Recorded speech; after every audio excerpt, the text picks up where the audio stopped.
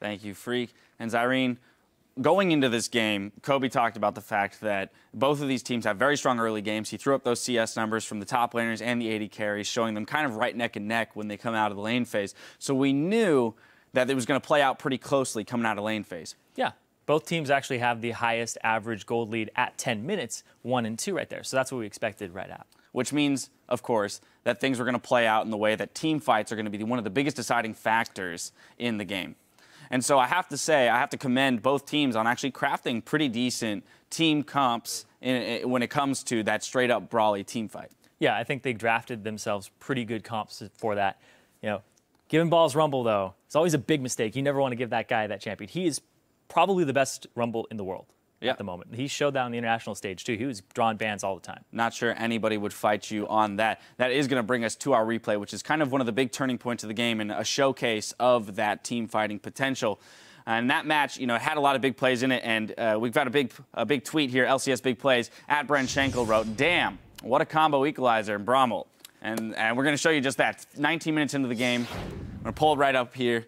Zyrene, I'm going to let you take it away. Set it up for us. Damn! So yeah, they're starting the dragon here on CLG's side. And then what's going to happen is Zion Spartan, you can see here on the map, he's actually flanking from the other side, trying to get onto high. They're going to pop the Sivir ultimate and come right up into here. And you're going to see two ultimates, and they're actually not layered right on top of each other. Braum ultimate gets angled up that way, and then we're going to see the Rumble ultimate angled this way. And you start rolling the clip here. This is CLG thinking they can take this fight because it's a flank and a collapse on top of them. It starts a 4v5, and pause it here.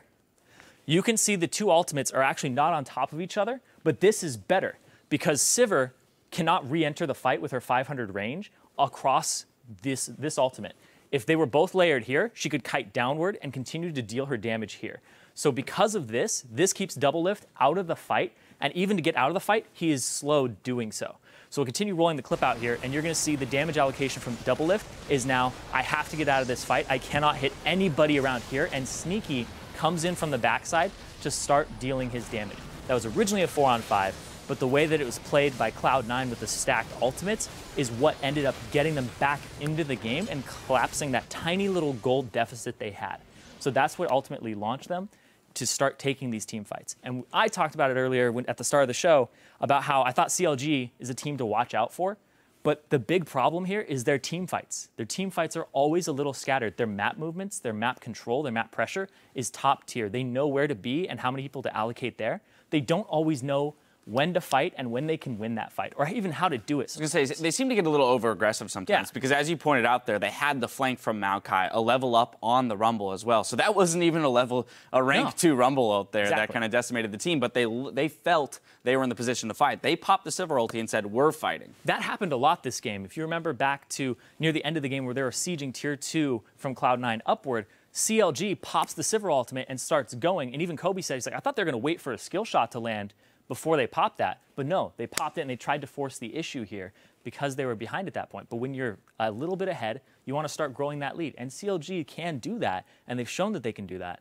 But they're just a little too trigger happy sometimes. Yep, yeah. Solid win there for Cloud9, finally beating one of the top teams. We heard Hyde talking about how much that meant for them. But I have to say, the level of play there that was executed by both teams, pretty phenomenal.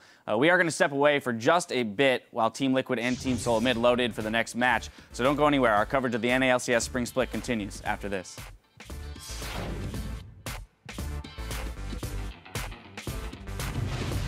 This is how fun top lane is, man. I love top lane.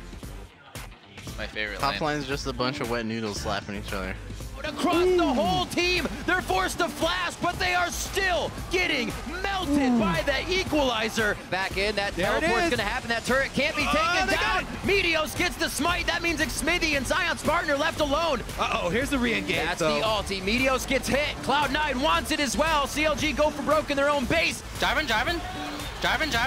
Yo, Sivir! I got Sivir. Chase. Careful. Meteos, careful. I'm going in. Okay, go. Afro. Careful.